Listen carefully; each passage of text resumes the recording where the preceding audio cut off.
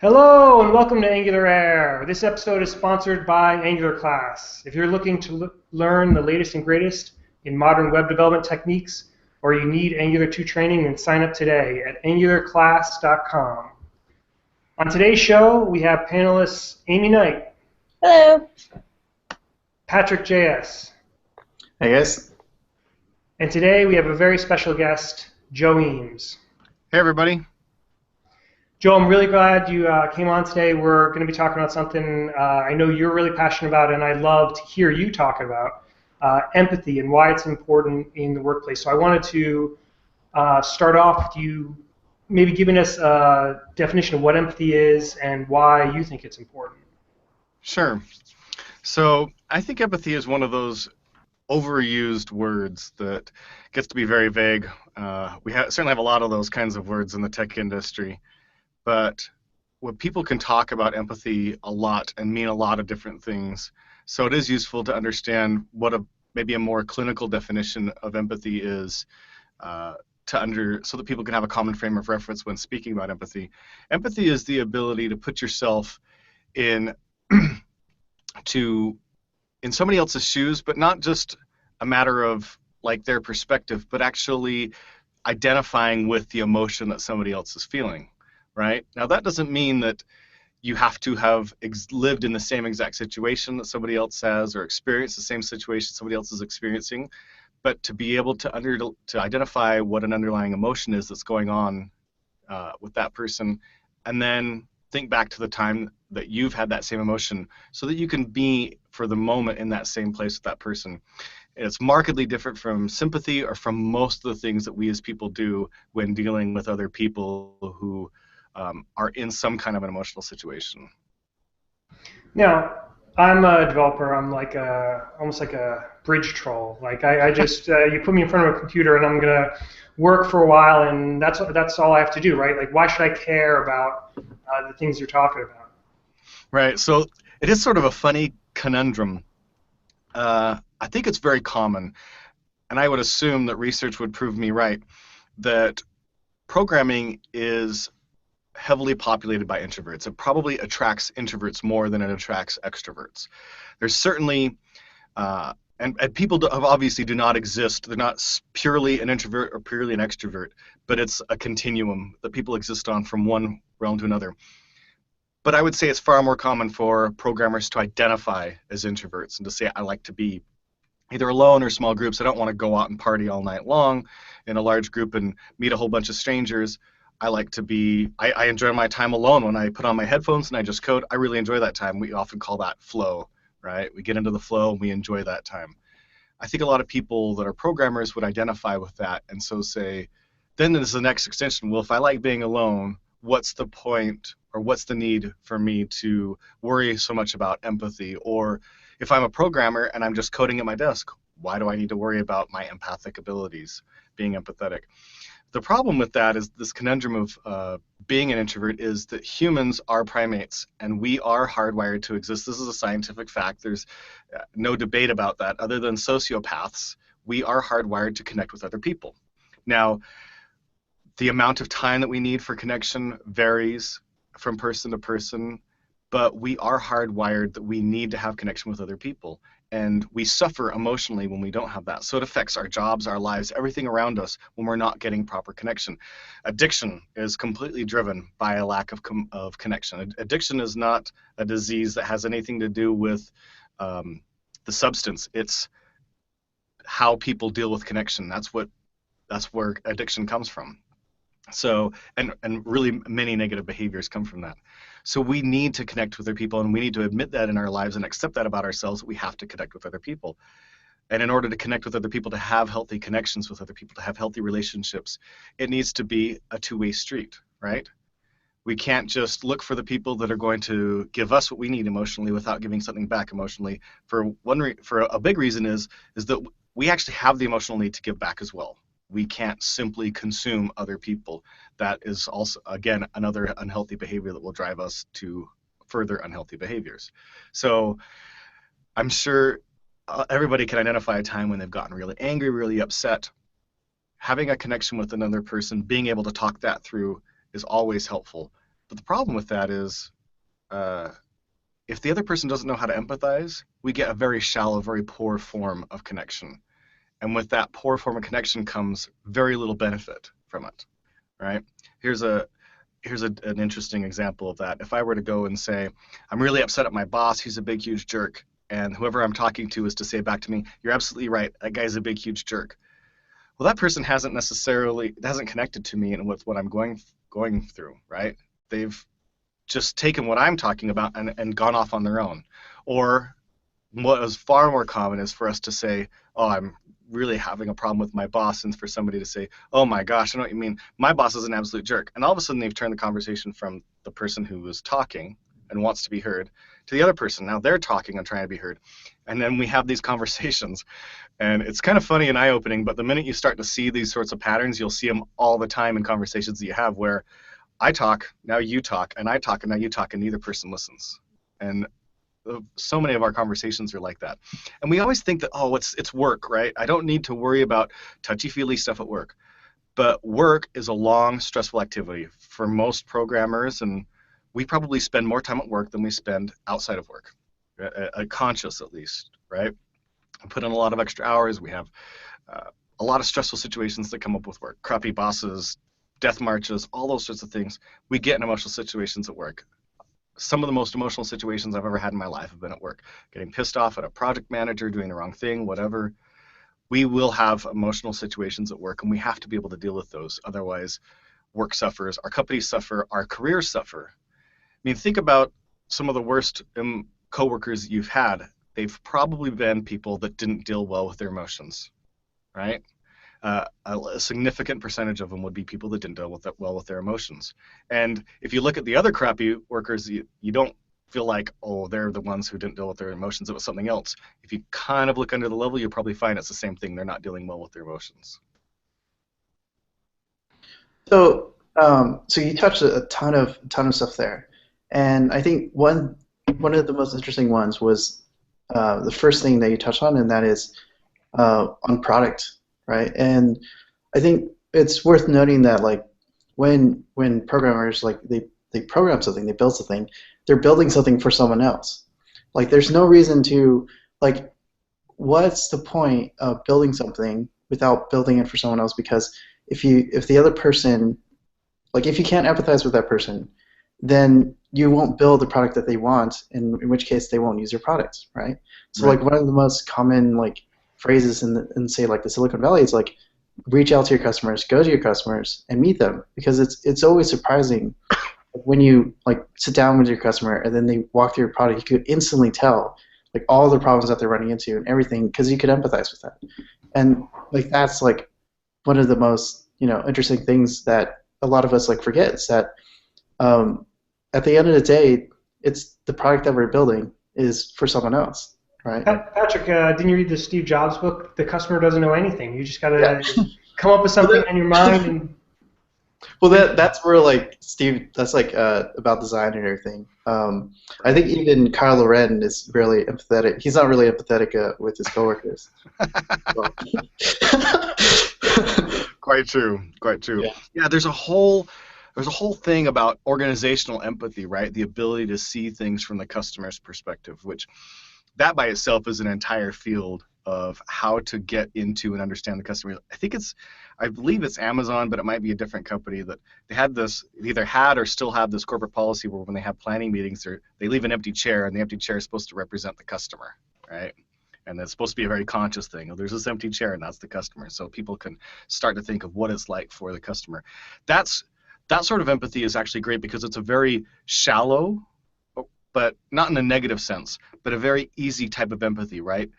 I'm in a very disconnected state generally. Sometimes we get really attached to our products, and it's like, I don't care what the customer wants. I'm going to build it the way I want to build it. Maybe because it's fun, right? Or maybe because you really feel like this is the way that it should, and we have a hard time stepping out of ourselves. If you don't really understand, like I built it so I know it inside and out.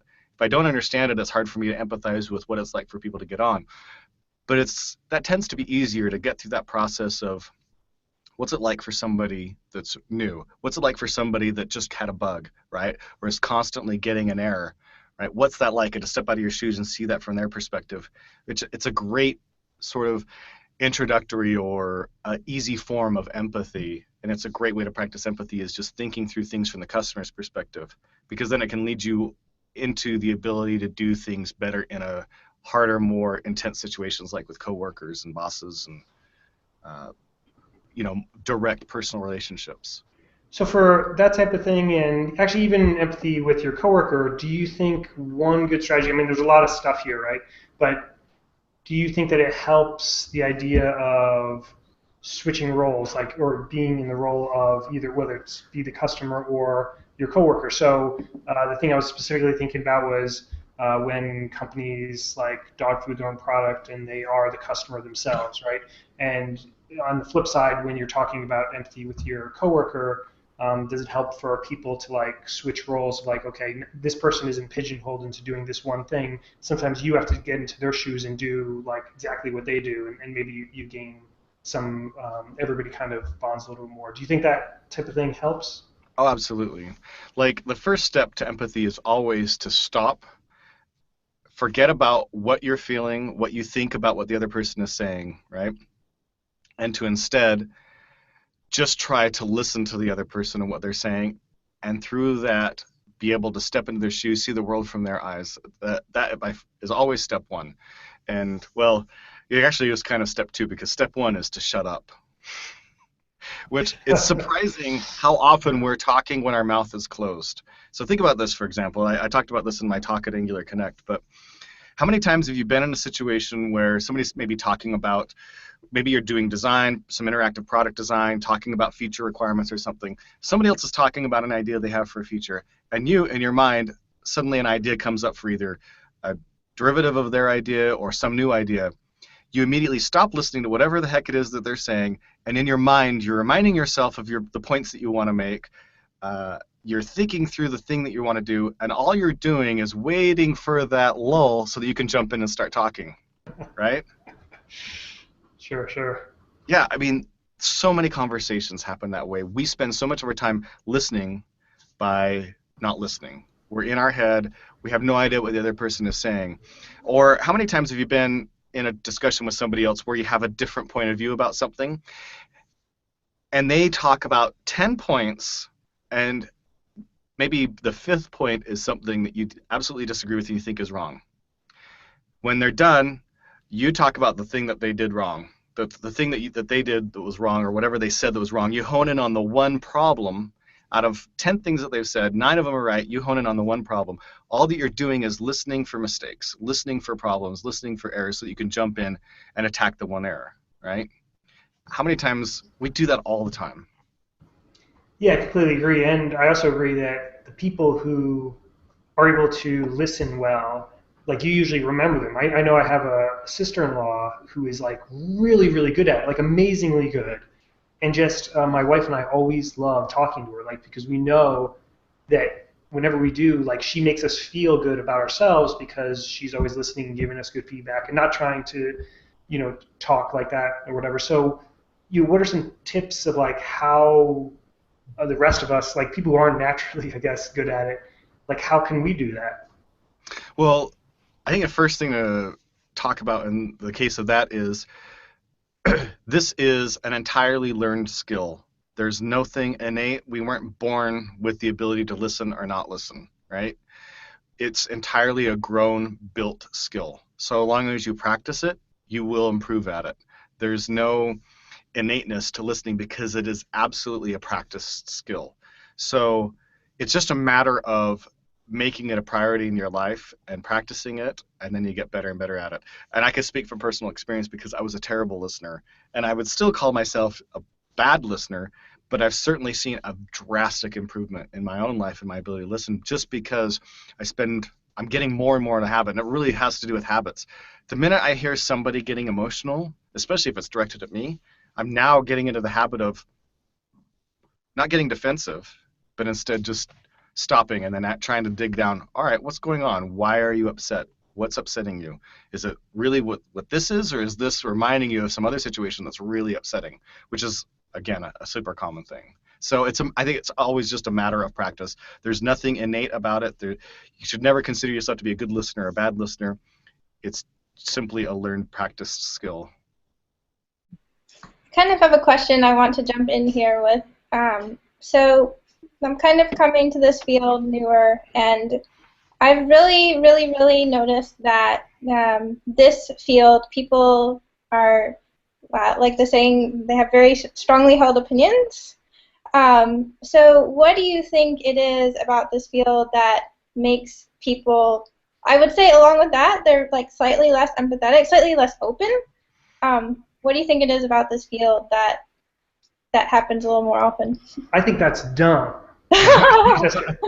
Just kidding. No, I was kidding. I'm curious, Amy, do you feel like it was quite a bit different in the professional skating world? Yes, yeah, definitely. Huh. I think it's more, I can't really put my finger on it, but people are definitely maybe a little bit more outspoken when they disagree with you. Mm-hmm. So in the programming world. Yeah, like I maybe equate that to being less empathetic. So maybe it's that it is. I hate to like bring up female male thing. Maybe it's because it's like male dominated. I've heard that someone mentioned that too. That there's a lot of like men and they want to exert their dominance. So I don't know. I'm just curious. I don't think that's an unreasonable estimation. I haven't spent significant time in any other careers, so I wouldn't necessarily have any basis or comparison. I think it'd be interesting to speculate on why it is. But maybe again, it might come down to the fact that we have programmers. A lot of us are introverts, so maybe we spend less time socializing. Maybe we're dealing with a lot of organizational pressure. I mean, programmers are constantly dictated to by bosses and product managers, right?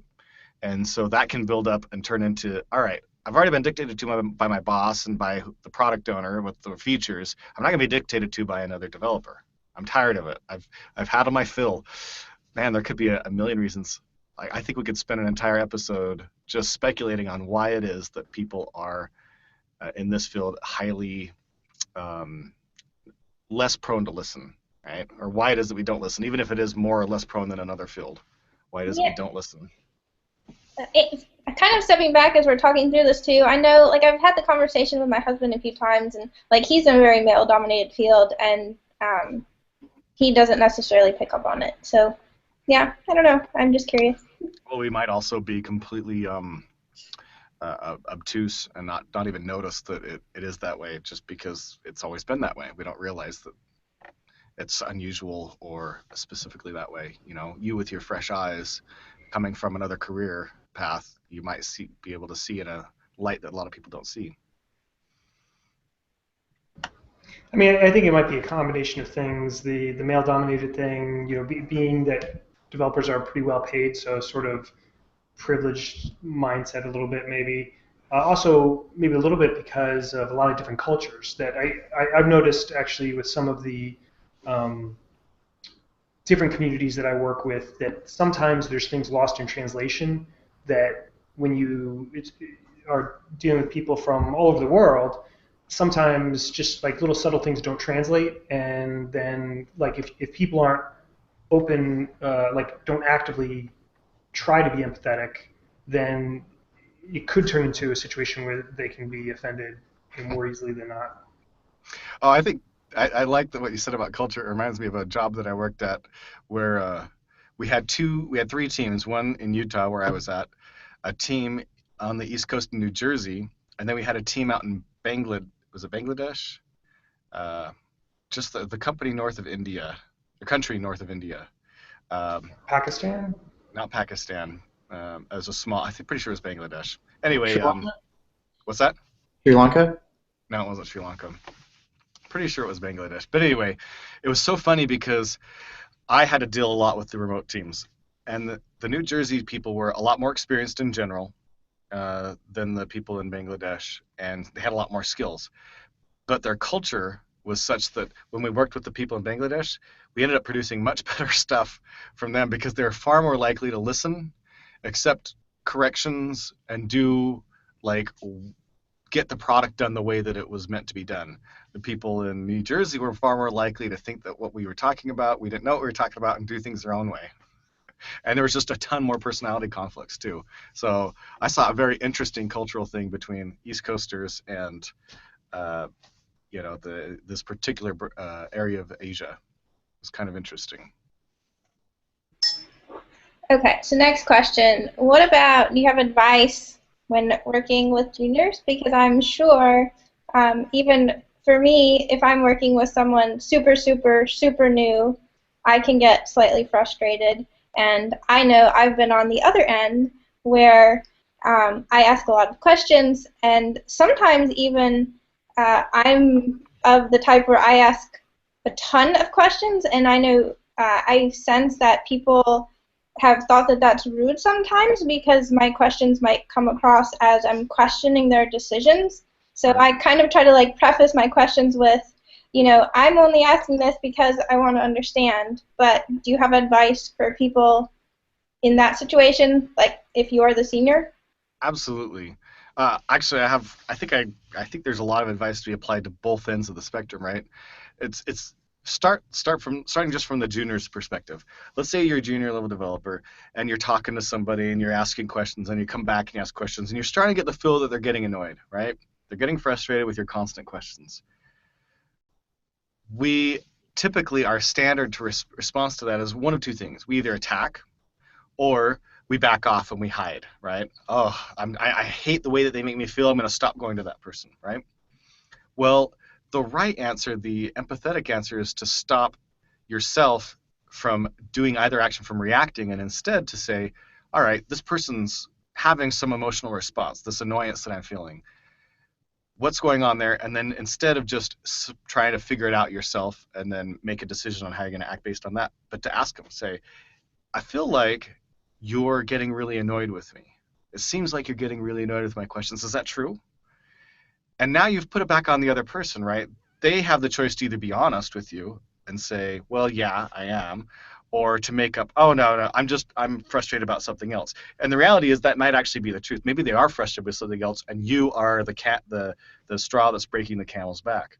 But you can continue to push the issue, not in a bad way, but just continue to dig in that and start. If you get interested in them and where they're at right now emotionally, what they're doing, most people respond to that very positively. If you start saying something like identifying with their feelings, like, I can understand how it would be frustrating for somebody to constantly come and ask. I've certainly been in the situation with a sibling or whatever, or maybe in my classes where I had this person constantly coming with me and I felt like they were eating up too much of my time. And then it gives them permission to open up and say, yeah, I am kind of feeling like that. And what will happen, hopefully, is that you'll actually get a connection there. They're going to feel empathized with, and they'll be able to open up. It won't necessarily make the problem go away, but now you can deal with it in an emotionally honest way, so that instead of you trying to work around their uncomfortability or their annoyance and try to figure out how do I manage them, which when it comes right down to it is just manipulation. You're just trying to manipulate them. Instead, you can ask them, how can I get what I need, which is questions answered, but still meet your needs, which is getting your work done?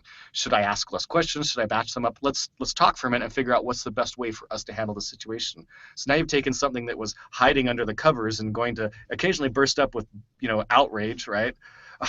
I don't have time for you right now. Like, those sorts of outbursts that just make you go back and cower at your desk and maybe head off to the bathroom and cry, right? Goes from those situations to, hey, I could tell you're really frustrated. Should I come back in another time? Or, what's going on? I can understand why you're being frustrated. And then they start talking through that sort of situation. Those are the kinds of things that improve the true empathy. And, you kind of started this off from what does the senior level person do? But it's really the power is in the person who's being annoying. In this sense, right? The person who's causing the emotion, your power is there, because the minute you are causing an emotional response in somebody else and you start identifying with that emotional response, step into their shoes and accurately identify what's going on. And that's where it comes down to also you need to ask questions. Are you feeling this way, right? Am I making you feel this way? And then when they say yes, then you even start digging a little bit deeper. Why is it that this is so annoying to you, right? Like, I understand what it's like well, how come this is so annoying to you? Are you having a bad day, or are you under a lot of pressure with your project, whatever? And you start digging down into what's going on, and then you make this real connection with the other person, and then you can have and that connection is what helps. There's this great video by Brene Brown where she talks about the fact that nothing that we say is ever going to make something better. It's the connection with the other person that makes things better. And so you're never going to look at a problem the other person is having and then come up with the right words that's going to fix the problem. Instead, if you connect with the other person, which has to do with listening, understanding their viewpoint, giving back where they're at to them, saying, you're probably feeling like this. I can understand what that's like. And letting them feel heard, that connection is going to make the problem better. It may not fix it, but it'll make it better. It's funny. I think a lot of what you're saying, Joe, applies to stuff outside of work as well. All your relationships, including if you're married. And I know that for myself, I've definitely been in the situation of like, on both sides, both me and my wife, where there's anger, but it's something else. It's not them, but that you have to like recognize that and like not get pulled in. The other thing that was interesting is, a lot of times with my wife, which I think applies to work relationships as well, is that sometimes people aren't looking for you to solve the question, or like they just want to spout off if they're angry. This is that they just want to like vent or whatever, and instead of being having to fight against it, if you can just be on their side and kind of helping them out, sometimes that's all they need. Yeah, absolutely. Like, this is, again, bringing it back into work, this is a common situation, but how often have you, like, banged your head against some kind of a technical problem for hours and hours and hours, and it's frustrating the heck out of you, and you go to somebody else, and you start explaining the situation, and the first thing they do is make some suggestion, right? And you're like, oh, thank you for spending 2 minutes on a problem I've been spending 5 minutes on, and then assuming you have the answer, right? How annoying and how frustrating is that to have somebody say, oh, let me tell you what your problem is. I've been thinking about this for 30 seconds and now I know what the answer is, right? We shouldn't be doing that. Instead, if we just sit there and listen how you're having this problem, okay. And in a technical sense, it's actually really good, right? It's the duck conversation. I can't remember there's a phrase for this or a term for this, but you have rubber duck debugging, right? You talk to the rubber duck, you explain the situation, right? And it's always better to talk to a real person because then they're going to ask for some, clarity and inconsistencies. But when we talk through a technical problem, we might solve the technical problem just by talking it through. When we talk through an emotional problem, we often don't necessarily think of what the solution is, but instead getting it out and feeling like the other person is listening helps solve that emotional problem. So that's one of those things that it's hard not to do, to just jump in and start giving off suggestions and try to solve their problem. But it's very natural, right? As people, we want other people around us to be happy. We care about other people, right? Generally with our workers, what we don't want is for our workers or coworkers to be upset. So when they are upset, the first thing that comes to our mind naturally is, how can I fix that problem so they're not upset? But we have to realize we can't do that. We can't just make a problem between a coworker and their boss go away, right? We can't say the right thing that's going to fix those emotions. Emotions aren't cured by some cerebral analysis. Emotional problems are cured through connection and time and proper healthy perspective, right? Not letting things fester. So this idea that we're going to listen to somebody's problems and then fix them by what we say is completely fallacious and something that people need to get out of their minds, and instead just listen and just identify with what they're going through and try to be with them in that situation, right? Don't turn it to you. Don't turn it to a situation. Don't try to put a silver lining on it. That's another common thing people do is, well, at least. True empathy never starts with the phrase, at least. Never, ever, ever. It's always about, I understand that you're feeling this way. That could be hard. That sounds really tough. Maybe the only response that you have is, I don't know what to say, but thank you for trusting me enough to share it with me, right? Whatever it is, if you can let the person know that you're listening, and reflective listening obviously is the key there. Don't just say, mm-hmm. That's, one of the worst responses. say, "Wow, that really sucks. Why is it that you think this?" Just talking to the person about it. How is that making you feel? Why is it that this is bothering you so much, right? And then they can start talking about, well, for the last 6 months, my boss has been doing this over and over again. It's not just an isolated incident. Or my last job, I had a boss who did this. Or if they remind me of my mom, who was a complete controlling person, right? Very controlling. Whatever it is, just getting down to letting them talk. So I did have one other kind of, I should have clarified part of my question, I guess. There was this girl, I think it was maybe Saturday night, who tweeted something to the effect of, she was a graduate from a boot camp, and she had just learned like what a for loop was 6 months ago, and for people to calm down, that she had just learned that, and if you just give her time, she would learn the rest. And I know, being junior, this is something else that I've like often felt. If nothing else, like the nonverbal, the looks you get if you ask a question. Like I know, personally for me, I deal with like a lot of networking and maybe some DevOps stuff at work, and this is something that totally foreign to me because they did not cover this in boot camp. And so occasionally, it's only natural, you'll ask a question and you'll get a look like, why don't you know that? And I'm like, well, you just give me 5 minutes to go Google this. I will, get a baseline. But do you think people should just kind of like swallow their emotions and shrug it off? Or do you think part of it on the other end too, to be a little bit more empathetic about it? There are so many unhealthy aspects in a relation, in an interaction like that. Like, how we can only ultimately take true responsibility for ourselves and our own emotional health, right? And the better that gets, it's going to pull everybody around us up. The healthier that you are with how you deal with people, the easier it will be for them to be healthy with how they deal with you, and it will make life healthy on you, right?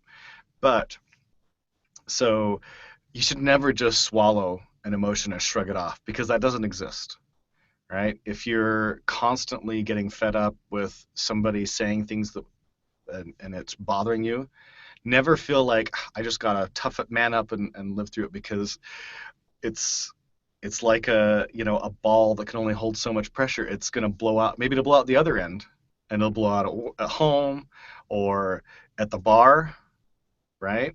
It's gonna blow out somewhere else. You have to deal with your own emotions. So if the person you're dealing with, are they the kind of person you can open up to and be honest with without being putting yourself into a situation, a bad, uncomfortable situation? But can you say, when you make a face like that, it really makes me feel like you don't care about what's going on, and you'd rather I just go away, and you just have zero regard for me.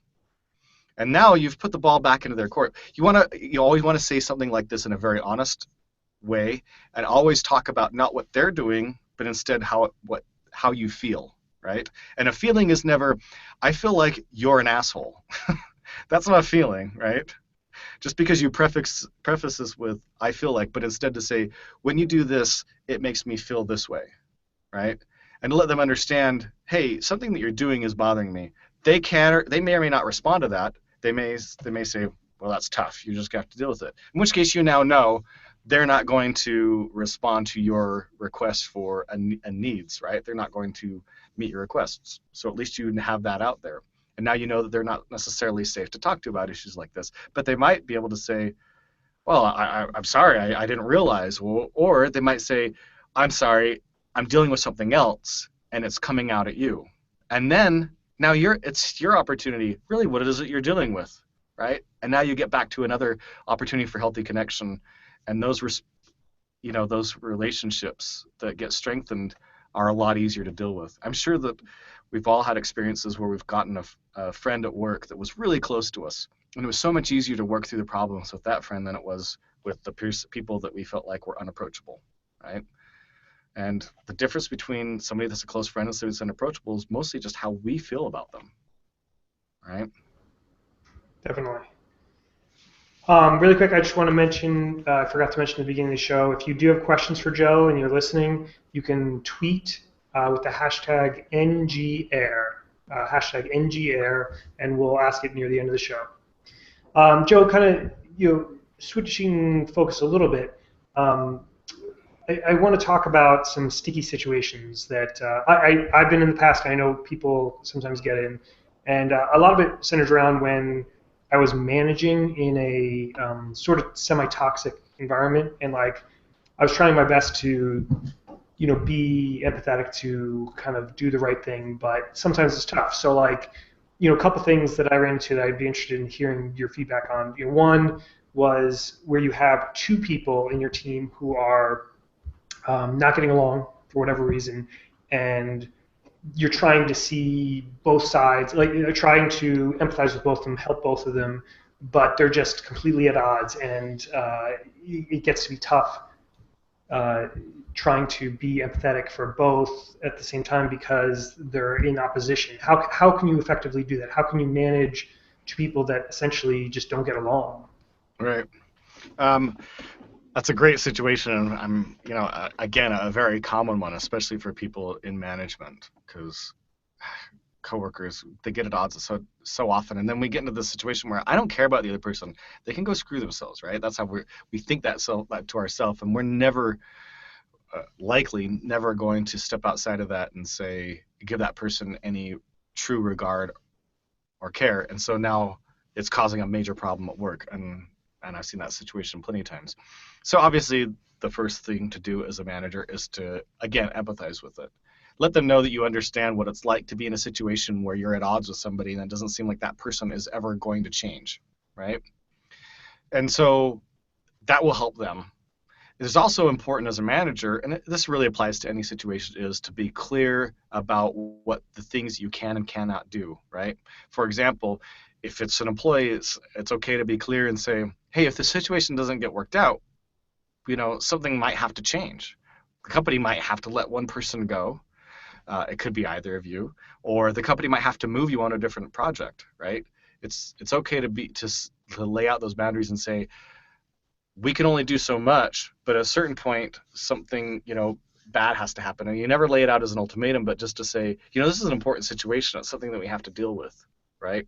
And then the best that you can do after empathizing with the other person and letting them understand and feel heard is to talk through, your typical conflict resolution type stuff. First off, can you help them to learn to empathize with the other person and see where the other person is coming from?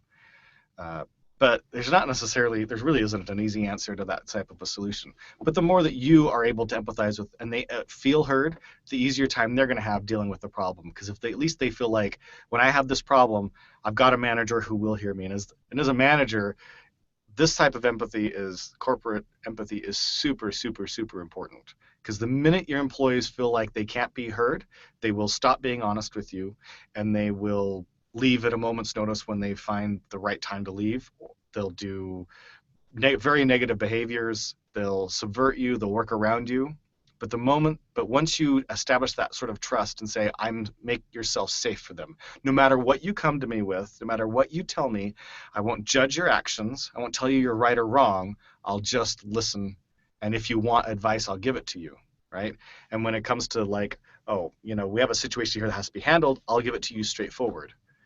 But the minute that they feel that you're unsafe as a manager, they're going to be working around your back, they're going to be hiding things from you, and they're likely to quit at a moment's notice. And if that's the only difference between them quitting or not is feeling heard, which is very common, that can, you're costing your company a ton of money in retraining and locating costs to replace key people because they don't feel heard.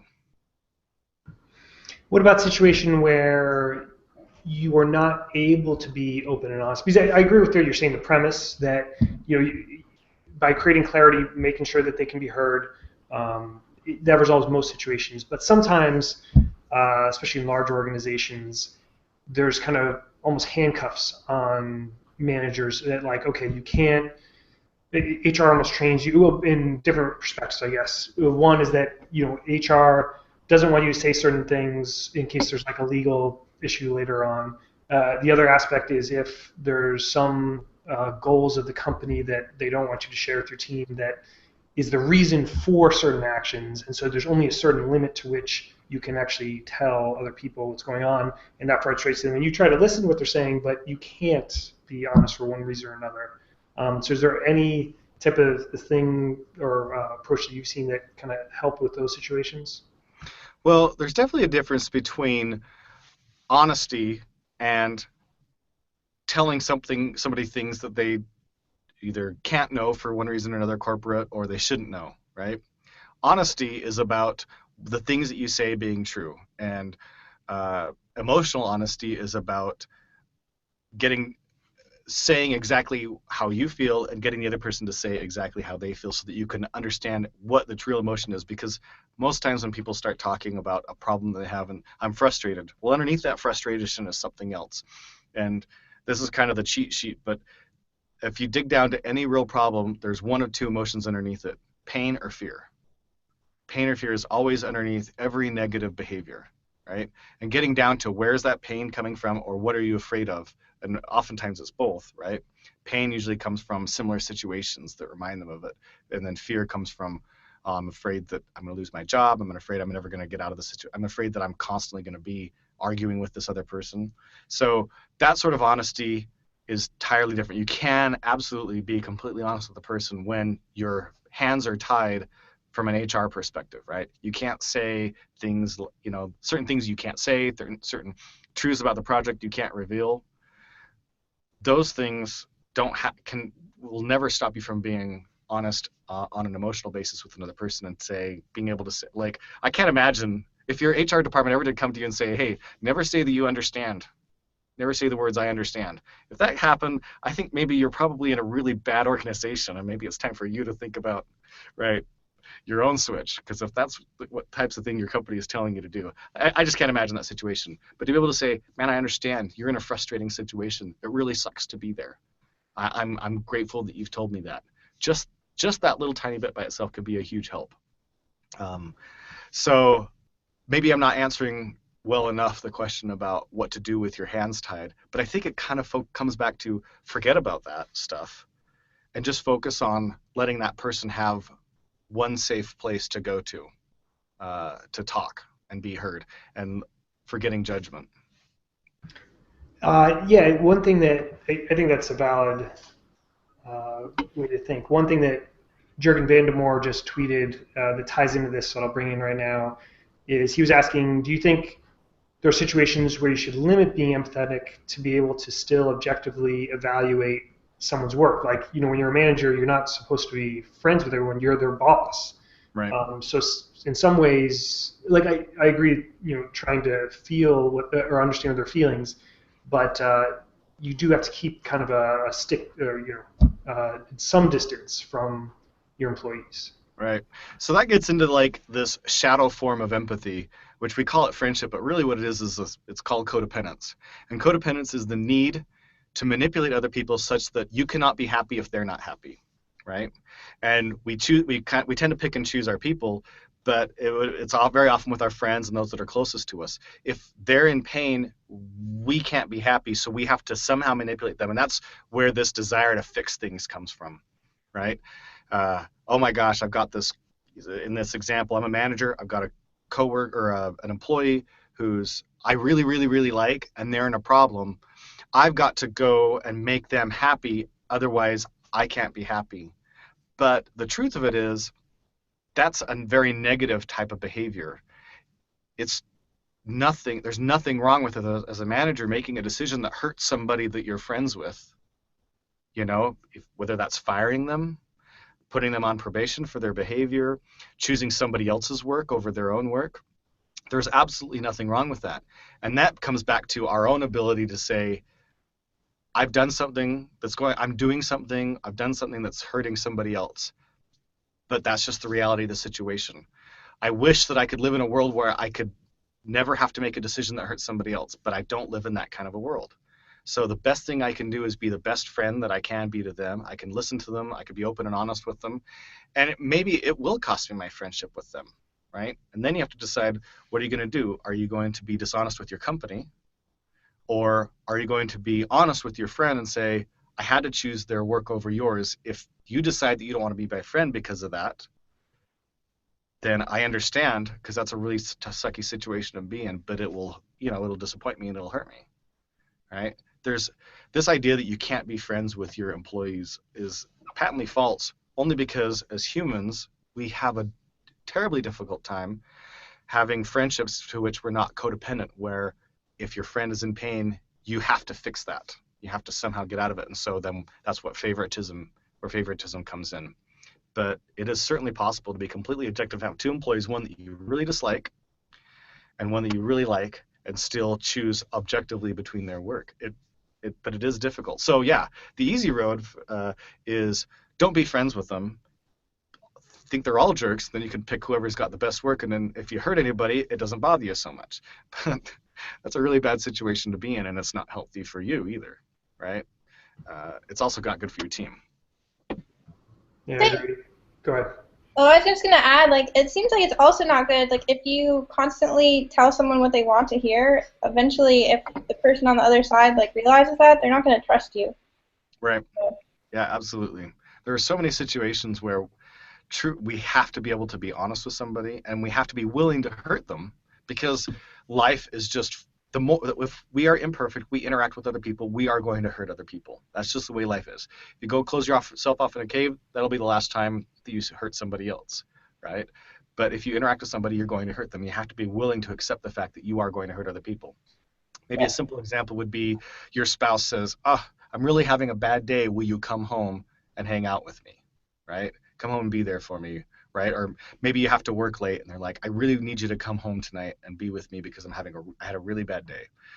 You may have to say, I'm sorry, I can't. It's more important to us, to us, that I stay here at work than that I come home and support you emotionally now, right? I know that's going to hurt you, but I'm not doing it to hurt you, right? I understand that it will, and that I wish I didn't have to, but I do, right? Those types of situations, they exist, and we just have to be honest with them. Yeah, I think the toughest thing I have as far as that goes is that and this goes back to maybe something we mentioned at the very beginning, that as much as I try, when I consciously think about it, to empathize with my employees and coworkers and everything, because my natural habits, like I just get focused into work and into whatever I'm doing, the zone and that type of thing, that sometimes it's hard to transition back and forth. That like, I'm so focused working on something, and then like you start talking to somebody else, but your mind is still working through that problem, and it's hard for you to listen, to empathize, and everything like that. So sometimes, you can't get around that. But one thing I found, at least with the transition from home to work, is that I try to do something during that switch to like try to make the mental shift from this kind of problem-solving mindset to the more kind of open mindset. Although, you try to do that every time, but sometimes it's hard. So like just doing something non-work related, whatever it is to kind of get you in that shift. So everybody's probably different in that perspective, but I don't know if you have any ideas on how to either avoid getting, I guess still keep an open ear even when you're in that sort of zone. Right. Yeah. So it's so key to learn self-awareness about where you're at emotionally in situations like that, right? So there might be days when you could literally walk out the office door, walk into the door at home, and be completely ready to engage completely with them. And there might be days when you've been so engaged on some problem that you found really interesting, or you were so affected by something terrible that happened at work, right? Your boss yelled at you, whatever. If you were to walk out of the door at work and walk into your door at home, you'd be completely not present, right? Zombie mode. Yeah, zombie mode. So getting self-aware and understand, wow, I'm in a really bad place. So if you have a 15-minute drive home, right? And most of the time that's sufficient. But on the day that your boss yells at you for something, you feel like it's completely wrong, and whether you feel like it's not, if your boss yells at you, you're probably going to be upset. And 15 minutes isn't enough time. What do you do? Should you go for a longer drive until you calm down? You might never calm down, right? You might be angry all night long. In that case, actually, what's going to be better in that case is to walk in the door and say, right, be honest, and again up front, and say, wow, I'm in a really bad place. Maybe you send a text in advance. Or if your boss yells at you, and then a coworker who's a friend comes over and is like, man, I'm having this real problem with this project. And in any case, to be able to be honest and say, I'm in a really tough spot right now. I'm sorry. I really wish that I could listen to you. I just can't, right? I've got some stuff that I'm dealing with. I just can't be there for you right now. And that's a completely valid thing to say. It's absolutely valid to say I can't be there for you right now. So Joe, when are you gonna write a book about this? There are so many books written about this. I doubt I'd have, like, all of this is based on reading other people's work and doing other people's work. Right? But then that's always like that's what books and art is, right? It's really based on everyone else's, right? Yeah, no, totally true, totally true. No plans right now to do a book. I guess if I did anything, it'd be a Pluralsight course. There you go. Hey, you might as well, you know. If there's always books, then there's no course, so you might as well, you know. That's right. That's right. Better medium, yeah. No, but that actually probably brings us to a good point. That is where are good sources to go to get a little bit more of this information. So there's two things that I think are really great. There's a speaker named Brene Brown, Brene Brown, and I'm sure we'll have these in you guys have show notes, right? She gives a TED talk. Sorry, what? Yeah, we do, and we'll make sure we put any links in there. Right. So she gives a really great TED talk that's like 20 minutes long. She has this little tiny video short that I'll get a link to that just by itself is like the best. It's like a 2 or 3 minute succinct little thing about empathy that everybody should absolutely watch. It's like the best 2 minutes you can spend learning about empathy. And then she's got a bunch of books. I really like her on audiobook.